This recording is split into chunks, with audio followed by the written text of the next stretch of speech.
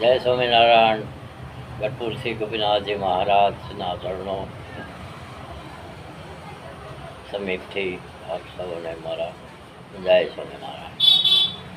ગઢપુરની વાત, ભાગ 12.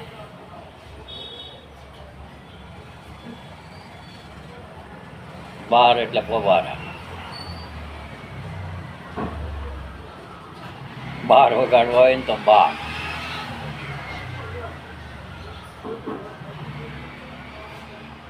એવો 12મો ભાગ આપને સૌને સમક્ષ એક દિવ્ય પરચાની વાત, એ પણ ગઢપુરનો પરચો. શ્રીજી મહારાજ સ્વધામ પધાર્યા પછીનો પરચો.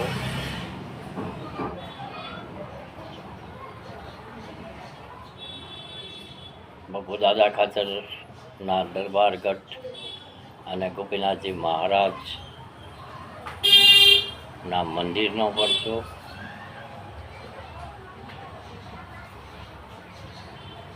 અને મને આપ સૌની સમક્ષ વાત કરતા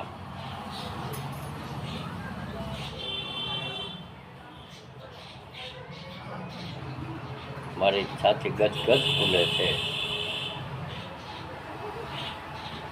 એવી પરચાની વાત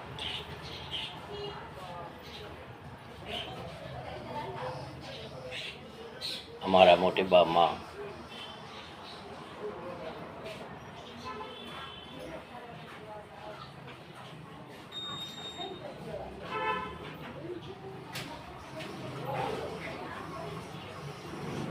બાપુ દાદા ખાચરના સૌથી મોટા બેન બાપુ સાહેબ ખાચર ના કોરીબા, એવા મોટી બા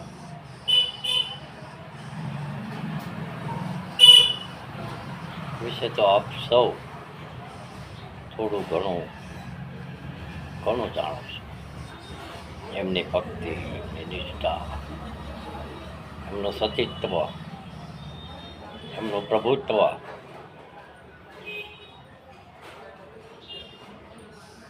ની વાત આજે પણ જેના પરચા પુરાય છે. ઘોડિયા બંધાય છે આજે પણ. મોટી બાબાનો એક અદ્ભુત સહજ પરચો ની વાત છે. ટૂંકમાં આપને કહીશ. મને મીઠું મરચું ભભરાવતા માખણ વાપરતા આવડતું નથી. 74 વર્ષમાં શીખ્યો નથી, અનુકૂળ આવ્યું. જેવી છે એવી વાત આપણી સમક્ષ, આપની જાણ માટે, આપના મનન માટે, ગોપીનાથજીમાં આપની નિષ્ઠા વધારવા માટે કરું છું. બનેલો પ્રસંગ છે.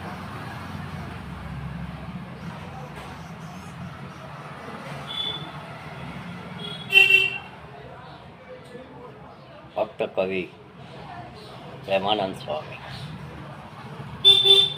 એક ઐતિહાસિક બ્રાહ્મણ,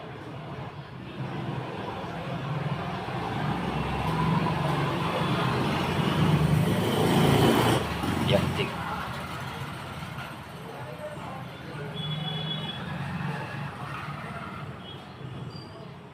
કાવ્ય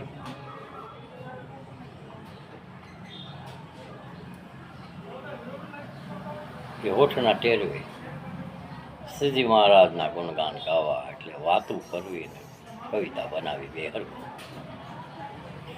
એવા પ્રેમાનંદ સ્વામી ખબર, શ્રીજી મહારાજ એટલા બધા પ્રસન્ન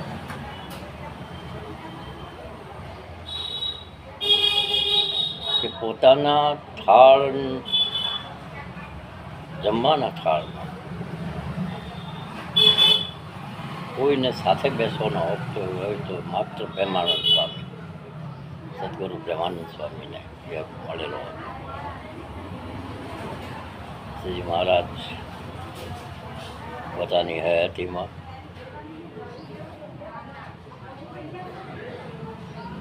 મોટી બા ને કહેલું કે ગોપીનાથજીનો થાળ તમે કરો, પછી ગોપીનાથજી ને જમાડ્યા પછી એ થાળ જ્યારે દરબારગઢમાં પાછો આવે ત્યારે અડધો થાળ પ્રેમાનંદ સ્વામીની હયાતી સુધી મોકલજો. એ પરંપરા શ્રીજી મહારાજ સ્વધામ ગમન પછી ચાલુ થઈ. ગમે એટલા પરમહંસો હોય, મુક્તાનંદ સ્વામી હોય, બ્રહ્માનંદ સ્વામી હોય, નિષ્કળાનંદ સ્વામી હોય, ગોકળાનંદ સ્વામી, પણ પ્રેમાનંદ સ્વામીને ગોપીનાથજીનો થાળ જાય અને પોતે પ્રસાદ જમતા. પછી એમાંથી પ્રસાદી લઈને આપતા જ.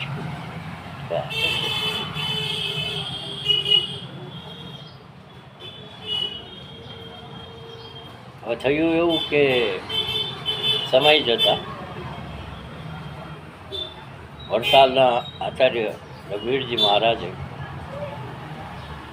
ગઢડાનું કોઠારી પદ ધંધુકાના મૂળ સુંદરિયાણાના કુંજા શાહ હરિભક્ત એનો પણ ઇતિહાસ છે. હવેલી સંપ્રદાય છોડીને એમના વડવાઓએ શ્રીજી મહારાજની કંઠી ધારણ કરેલી, વર્તમાન ધરાવેલા, ખૂબ કષ્ટદાયક એમને પીડાઓ સહન કરવી પડી હતી. એ પુંજા શાહને ગઢડાના કોઠારી તરીકે કારભાર સોંપવામાં આવ્યો. ગોપીનાથજી દેવ બની. થોડાક દિવસ થયા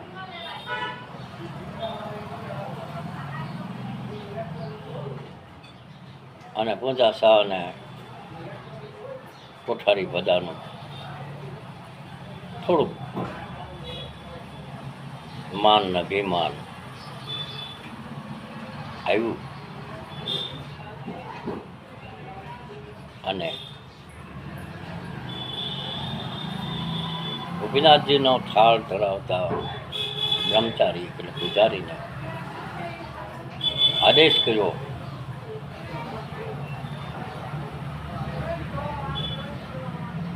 કે થાળ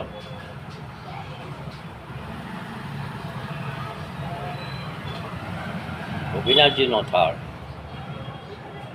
એ કોઈને ત્યાં ન જાય. કદાચ એમને એવું કીધું છે કે હું કોઠારી છું તો મારો હક છે. કોઠારી એટલે મહંત.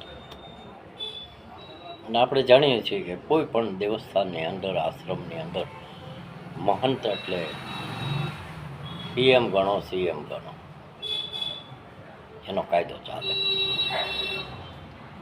પ્રેમાનંદ સ્વામી પ્રભુ ભજનમાં મસ્ત એક ચોખવટ કરેલી કે મોટીબામાં એવી આજ્ઞા કરેલી કે ગોપીનાથજી મહારાજનો થાળ સીધો પ્રેમાનંદ સ્વામીના હાથે ન જાય. પ્રેમાનંદ સ્વામી એમાંથી લઈ લે, પછી થાળ દરબારગઢમાં પાછો આવે. દાદા બાપુની પણ હયાતી હશે જ. બનાવ એવો બન્યો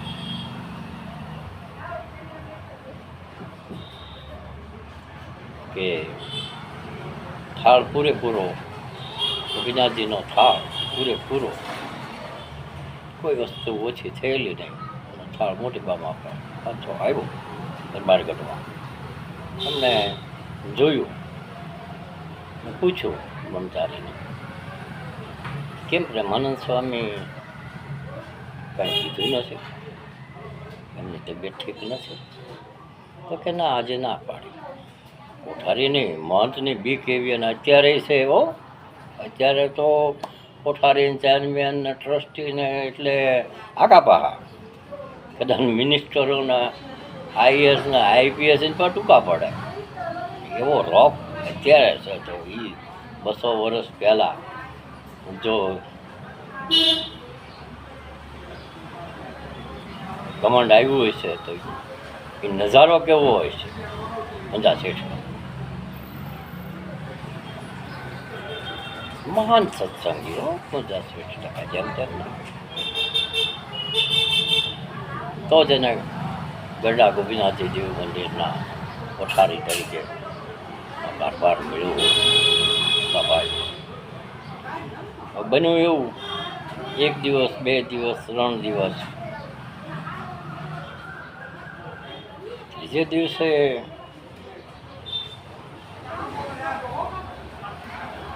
બામાને કંઈક ડાળમાં કાળું લાગ્યું.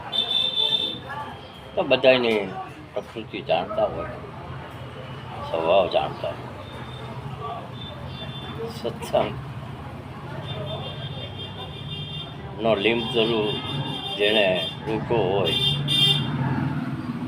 એને પાને પાનની ખબર હોય. શંકા ગઈ બ્રહ્મચારી પૂજારીને ઉભો રહે, સાચું કહેજો પ્રેમાનંદ સ્વામી કેમ થાળમાંથી કંઈ લેતા નથી? રોટીલો પડી ગયો, માં ધર્મ સંકટ છે, હવે તમારી પાસે ખોટું ન બોલાય. મને કોઠારી પૂંજા ભાઈએ ના પાડી છે, પ્રેમાનંદ સ્વામી પાસે થાળ નહીં લઈ જવાનો. એમ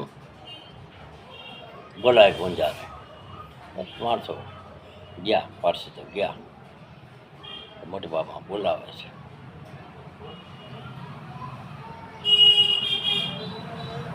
મંદિરનો વહીવટ, ગોપીનાથજી દેવ મંદિરનો વહીવટ, મિલકત દાદા બાપુને મોટી બાપા એનો વહીવટ કરવાનો હતો. કે હું જો શેઠ નહોતો કાંઈ, ત્યાંથી એનો બાપ દાદાને ત્યાંથી લાગ્યો. મારો વહીવટ કરે અને મને પૂછ્યા વગર કાંઈ કરી ગયા. શેઠ તો આવ્યો ધ્રુજતો બા બા બા, કેમ તારેથી પ્રેમાનંદ સ્વામીના થાળને ના પડે? તું કોણ? પૂંજો. પૂંજાનો આપણો કાઠિયાવાડી અર્થ વાસીદું થાય. આપણે નથી કહેતા પૂંજો કાઢવો, પોતું મારવાનું, પૂંજો કાઢવાનું. દરેક સવારે બહેનો કહે તું પૂંજો, અને તારો આટલી બધી તારી ફાટ જામ મર કેટલી લાગવા ભૂલ થઈ ગઈ. મર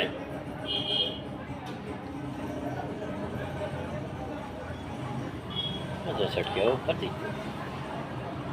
આસને ગયા, 2 કલાક થઈ તો શરીરમાં એવી પીડા ઉપડી, રાડે રાડને દેખાડો.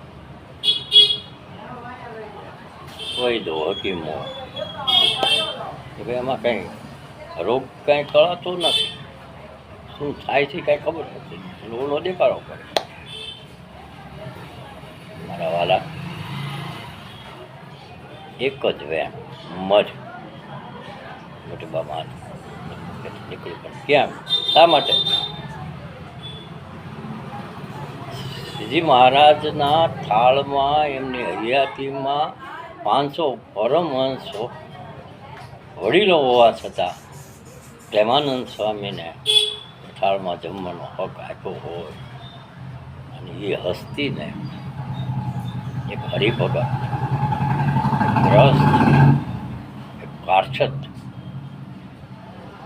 ફરમાન કરે એટલે શ્રીજી મહારાજની આજ્ઞાનું માન મળી કીધું સાંજે પૂજા શાહ ગયા દેવ છૂટી ગયો પોપો પડી ગયો પ્રેમાનંદ સ્વામીએ માને બહુ વિનંતી કરી કે મારે ખાતર તમારે ત્યાર પછી પાછો પ્રેમાનંદ સ્વામીની હયાતી સુધી ગોપીનાથજી મહારાજ હા પછી કોઈ રોકી શકે